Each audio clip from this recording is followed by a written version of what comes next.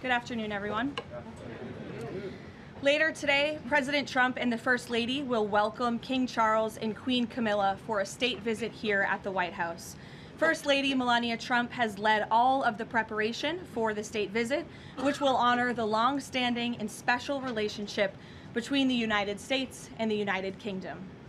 As I told many of you on Friday afternoon, I thought that would be my last time taking your questions until after my maternity leave. But given the attempted assassination of the president and, quote, top Trump administration officials, as the depraved shooter noted in his manifesto at the White House Correspondents Association dinner on Saturday evening, I felt it was prudent to be here today to answer your questions and inform the American people about how the administration is responding to yet another attempt on President Trump's life.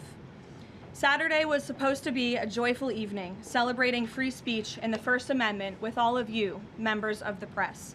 Instead, the night was hijacked by a crazed anti-Trump individual who traveled across the country to assassinate the president and as many administration officials as possible.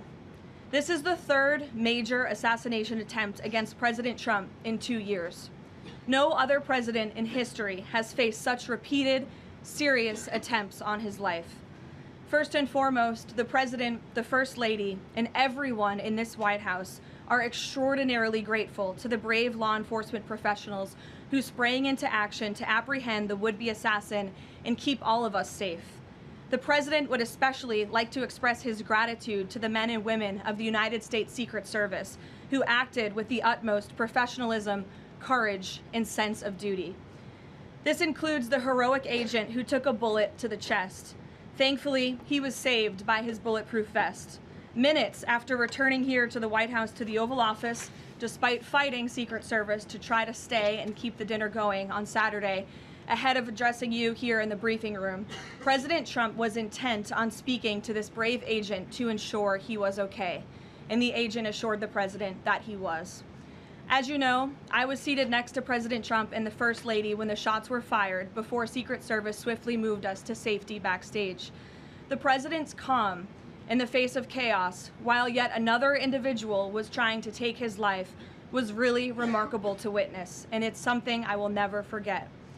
President Trump is fearless because he loves this country, and he is willing to put his own life on the line to deliver on the promises that he made to the American public who elected him here into the highest office in the land. And while we are blessed to have a fearless president, we should not live in a country where such constant fear of political violence permeates our society every single day. We can and we should have fierce disagreement in this country. As you all know, we disagree often, myself in this role and all of you in the news media, but those disagreements must remain peaceful. Debating, peaceful protesting, and voting are how we need to settle disagreements, not bullets. Nobody in recent years has faced more bullets and more violence than President Trump. This political violence stems from a systemic demonization of him and his supporters by commentators, yes, by elected members of the Democrat Party, and even some in the media. This hateful and constant and violent rhetoric directed at President Trump day after day after day for 11 years has helped to legitimize this violence and bring us to this dark moment. Those who constantly falsely label and slander the president as a fascist, as a threat to democracy, and compare him to Hitler to score political points are fueling this kind of violence.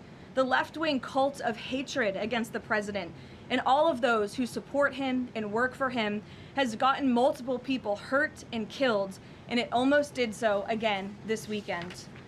When you read the manifesto of this shooter, ask yourselves, how different is the rhetoric from this almost assassin than what you read on social media and hear in various forums every single day? The answer, if you're being honest with yourself, is that there is no difference at all.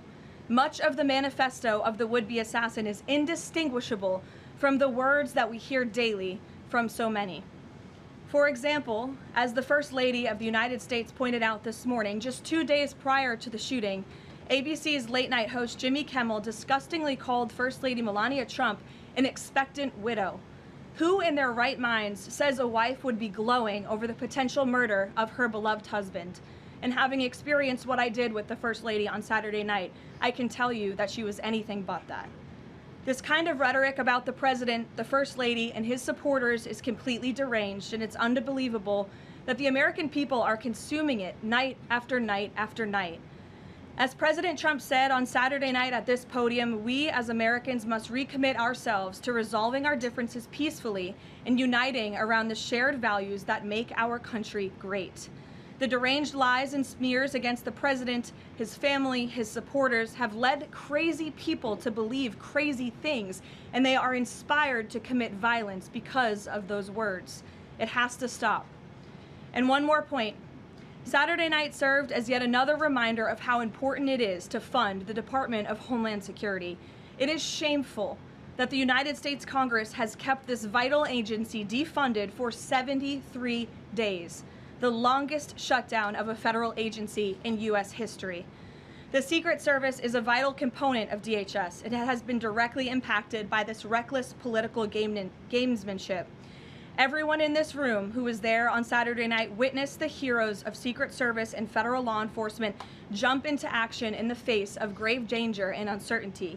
Agents put their own lives in harm's way to protect the president, the First Lady, the Vice President, and members of the cabinet. One agent can be seen in video footage literally jumping onto the stage, not knowing where the attacker was or where the bullets were coming from at that point, to place his body in front of the President of the United States. These men and women are heroes. They perform their duties daily, and they have children and families too, and they do it despite the political turmoil surrounding their agency. Make no mistake, this defunding of DHS should be a national scandal. If Republicans defunded DHS and we saw in another attempted assassination on a Democrat president, I would hope that the media coverage would be relentless and unforgiving, and I hope that it continues to be now. With the World Cup, America 250, the 2028 Olympics, and a presidential election all ahead, the Democrats' obstruction is placing an enormous and totally pointless burden on the Secret Service that can get more people killed. Enough is enough. There should be no further debate about this. Democrats need to do what President Trump has been calling on them to do for 73 days in a row and fund the Department of Homeland Security, period. This is a national emergency, and every member of Congress needs to put their country over party and get the Department of Homeland Security funded. With that, I will take a few of your questions today. Daniel, thank you for being here. Why don't you kick us off? Thank you, Karoline. The president, Saturday after the assassination attempt, came here. He emphasized that law enforcement did their job, keeping everyone safe at dinner. House Speaker Mike Johnson came out and said he believes the president needs greater protection. What is the White House's message to the millions of Americans who wake up here today nervous, uneasy about the safety of the president at events like this and the safety of other cabinet members? Well, we certainly understand their fears and their worries. As you heard from the president himself, he continues to have trust in the United States Secret Service. As I just said, these are great men and women who are doing their jobs and performing their duties honorably. As we all witnessed on Saturday evening, within minutes, the president, the First Lady, the Vice President, members of the president's cabinet were ushered out of the room. The perpetrator who sought to inflict massive harm, as we all now know with the release of the manifesto on administration officials and the president himself, was stopped at the security perimeter that was set up. He tried to charge through it, as you saw on video, and he was quickly neutralized by Secret Service, and thank God that he was. With that said, obviously the White House is always asking the tough questions and ensuring the safety of the president. I understand there will be a meeting early this week convened by the White House Chief of Staff Susie Wiles with top DHS leadership, members of the United States Secret Service, and our own operations team here to ensure the safety and the security of the president, as we do have many of these major events moving forward. So we're always monitoring operations and procedures, always asking the tough questions to ensure the president is safe, and the American people should be assured there's no higher priority for the president and his staff than the president's safety. Caroline, Friday you said that you thought that gaggle out of the sticks would be your last one before your baby. Back in 2024, when the president had the attempt on his life in Butler, you cut your maternity leave short back then. You're obviously back here today after Saturday. Can you just elaborate a little bit why you felt it was important to be here to brief the media talk to the American people from the stand? Sure. It's sort of crazy timing when you put it that way for both children with 2 assassination attempts against the president. I'm honored to work in this job. I view this job as the president's spokesperson and the White House spokeswoman as public service. It's not just any job. I'm honored to do it, and I'm honored to work and speak on behalf of President Trump, who has faced unprecedented adversity and challenges, and I'm honored to work for him. And again, as I witnessed on Saturday night, just his dogged resolve and determination to get back onto the stage, and he was pushing Secret Service and law enforcement to allow him to address, and that really, I think, hopefully gives the country the type of strength that we need. And I certainly know, as his spokeswoman, and I can speak on behalf of all of the staff here at the White House, the president inspires all of us to just keep going and keep fighting every day. Thanks, Daniel, and congrats to you on your new baby. He's beautiful. Aisha. Just from the rhetoric, you mentioned the First Lady and Jimmy Kimmel. Jimmy Kimmel's comments were, "Mrs. Trump, you have a glow like an expectant widow." And he said this days before the shooting, but there does seem to be a normalization of rhetoric about assassinating this particular president. How can this administration try to put an end to this? Well, I think you heard it directly from the president on Saturday night, Aisha, that in his words, we need to recommit ourselves as a country to toning down the rhetoric and to unifying around what makes our country great. That's true of everyone who works in this White House, but as I said, it's also true of everyone who has a voice and a platform across this country, whether you're on television, a podcast host, people listen, and when you have mentally disturbed individuals across the country who are listening to this crazed rhetoric about the president day after day after day, it inspires them to do crazy things. And unfortunately, it's not just the media, it is the entire Democrat Party has made their pitch to voters across the country that Donald Trump poses an existential threat to democracy, that he is a fascist, and that they compare him to Hitler. I mean, these are despicable statements that the American people have been consuming for years. And so many mentally perturbed individuals are led to believe these words are truth and then are inspired to act on it. I have a whole host of examples that we can share with you after. It is pages and pages of major Democrat Party elected officials saying, such as Rep. Hakeem Jeffries just this month said, "We are in an era of maximum warfare everywhere all the time." Governor Josh Shapiro said heads need to roll within the administration. Senator Alex Padilla said people are, quote, dying because of fear and terror caused by the Trump administration. Senator Elizabeth Warren, President Trump is making the country look like a, quote, fascist state. Senator Adam Schiff saying President Trump using a dictator playbook. Senator Ed Markey calling President Trump a dictator, saying that this administration's actions are authoritarianism on steroids. Governor J.B. Pritzker, "Never before in my life have I called for mass protest disruptions. These Republicans cannot know a moment of peace." You have Rep. Presley saying, "We'll see you in the streets." Rep. Monica McIver, a Democrat representative on Capitol Hill, "We will not take this shit from Donald Trump. He thinks he's a dictator. We are at war." These are Democrat elected officials calling for war against the President of the United States and his supporters.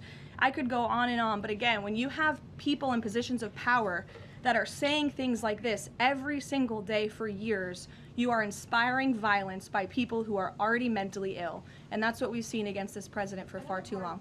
This is disinformation and misinformation online. There will be bite-sized clips that will go viral to the point where there are Americans in this country that believe that what happened Saturday night was staged. How does this White House tackle that with social media companies out there, whether it's X, Facebook, Instagram? How do they work with these companies to make sure that doesn't get out of control? It's certainly a good question, Aisha. I don't have tangible answers for you on what we're doing with social media companies, if anything at all. What I will say is it's very important to us that we get the truth and the facts about this case and any case out there as quickly as possible to dispel some of that crazy nonsense that you do see running rampant online. And I think the Department of Justice and the FBI thus far have done a good job of disseminating the truth and the facts about this alleged attempted assassin the perpetrator in this case, and I understand he'll be arraigned in court very soon. You will all see that, in the Department of Justice will be giving a briefing and an update later today. So as far as we're concerned, just providing maximum transparency, and hopefully people will believe the truth rather than the lies and the conspiracies that so often do go crazy on social media. Rachel. Thanks, Caroline. Does the administration view this as a security failure, or did the protocols work as they were designed? The president has said he believes that the protocols worked. Again, you had a perpetrator who tried to breach the security parameter that was set up by Secret Service, and he was running as fast as he could and was immediately neutralized moments later. And again, having been right up there on the stage with the president and the First Lady, I can tell you it was seconds before we were told to get down, and it was seconds before we found ourselves in the hold room backstage. It all happened literally within a matter of seconds. The president, the vice president, and the First Lady being pulled to safety. That is not done if there's a lapse. So Secret Service did their jobs well. They communicated with one another to remove the president and the vice president to safety as quickly as they could, and obviously to neutralize the shooter as well. And thank God they did, because if that man was allowed into that ballroom, it would have been a much different scene. And just one more follow-up on just how the White House could be rethinking security protocols going forward. I mean, we all remember after the attempted assassination in Butler, there were indoor rallies that were held after that. Is that out of the question, changing any additional security protocols when it comes to how the president does these events that are outside of the White House? I definitely wouldn't say changes are out of the question. I think, again, that it's up to the White House here, and we view it as a great responsibility to ensure the maximum safety of the president and the vice president and the entire cabinet. And so we're always looking for ways to improve security. I think if you just sit here and say everything is perfect all the time, that's not a good way to operate. And so the White House will continue to engage with DHS and with Secret Service to find ways to improve and strengthen security. But as far as Saturday night is concerned, the president was satisfied with the response, and he's very grateful to the men and women who provided the response for him and his wife and members of his team. Caroline. Thanks, Caroline. The president has talked about rescheduling the dinner within 30 days. Does he have a specific venue in mind, and would he consider hosting it at the White House? Well, unfortunately, we don't have a room big enough here at the White House, which is another point to be made, and the president is absolutely right. It's why the White House Ballroom project is not just a fun project for President Trump, like you will read in the media. It is actually critical for our national security that a larger, secure building on this complex, which is the most secure complex in the world, is built to accommodate not only large amounts of guests, but also the president, the vice president, members of the cabinet. The line of succession in this country should be able to gather freely in safety without the fear of threats or political violence. And the White House Ballroom will provide that. And so it's critical that we get this project done as quickly as possible. Iran as well. Thank you, Caroline. Thank you, Caroline. Two questions, if that's all right. First, on the security situation on Saturday, kind of a follow-up here. Previous administrations have sent both the president and the vice president to the dinner, but after the foiled attack on Saturday, if the dinner is rescheduled, would President Trump and Vice President J.D. Vance both plan on attending? And is it wise to have both of them in the same spot, given the presidential line of succession that you mentioned a second ago? It's definitely a good question, and I know that it's one that will be raised. I can assure you the president intends to attend the event, as he has told all of you publicly. I don't want to rule in or out the vice president's attendance, but certainly that's a conversation that will take place. Iran has proposed a mutual reopening of the strait, leaving the nuclear discussion for later in the process. Given that the nuclear program has been a red line for this administration, would the president agree to that kind of phased negotiation? Well, only because it's been reported. I will confirm the president has met with his national security team this morning. The meeting may be ongoing, maybe not. I don't want to speak affirmatively because I was prepping to come out here, but the proposal was being discussed. I don't want to get ahead of the president or his national security team. What I will reiterate is that the president's red lines with respect to Iran have been made very, very clear, not just to the American public, but also to them as well. So they're considering it. I wouldn't say they're considering it. I would just say that there was a discussion this morning that I don't want to get ahead of, and you'll hear directly from the president, I'm sure, on this topic very soon. I'm going to ask you about the Fed chairman, but first, 3 assassination attempts in 3 years. Is this going to change the type of events that the president goes to? Well, again, that's going to be part of the conversations moving forward. But as you heard from President Trump, he does not want these deranged lunatics and these grave acts of political violence to change our American way of life. And I think it's a very brave thing for him to say. It'd be very easy for him to just hunker down here at the White House where he knows he's safe, but the president wants to be out across the country. He wants to go across the country to meet with Americans. He wants to celebrate the 250th birthday of our nation's anniversary this summer. As you know, we're gearing up for a big UFC fight here on the South Lawn. So there's many exciting events I know the president wants to be part of and will be part of moving forward. He's undeterred in that way, and it's something that inspires all of us here to keep going. Senator Tillis is now dropping his objection to allowing Kevin Warsh to be confirmed because the DOJ has closed their investigation. Is the president satisfied that an Inspector General report into the Federal Reserve is enough to look into these renovations? The president understands that the Inspector General has greater tools at their disposal, perhaps even more powerful than a grand jury, to continue investigating the financial mismanagement of the Fed building, which is a priority for the president. Look, he's a builder himself. When he sees something has a lot of cost overruns, is taking too long, and in this case ripping off the American taxpayer, he wants to get to the bottom of it. I understand Senator Tillis put out a statement saying he'll support Kevin Warsh's confirmation. That has been our position all along from day one. He is more than qualified for the job, and we look forward to working with the Senate on his swift confirmation process. Megan. As a follow-up on Warsh, will the president be satisfied once the Fed's Inspector General finishes that investigation, even if it finds no evidence of wrongdoing? Well, that's a hypothetical question. I'll let the president speak on it when we see the results. It's obviously far too early to say. And relatedly, as a follow-up, now that it looks like Warsh will be confirmed by the end of Jay Powell's term, is he still considering firing Jay Powell if he stays on as governor after that? I haven't talked to him about it specifically, but I think the president will be satisfied once Kevin Warsh is confirmed as the Fed chair, which he should be. Karen. On Iran, the president had said last week that the U.S. has started the process of clearing the Strait of Hormuz of mines. Do you have an update on how many have been removed and an estimate of how long that process could take? I don't, but I would defer you to the Pentagon on that. We'll make sure they get you an answer, Karen. It's an ongoing process, though. It's still actually happening right now. Again, I would defer you to the Pentagon on anything with respect to clearing mines in the Strait of Hormuz. Thank you very much.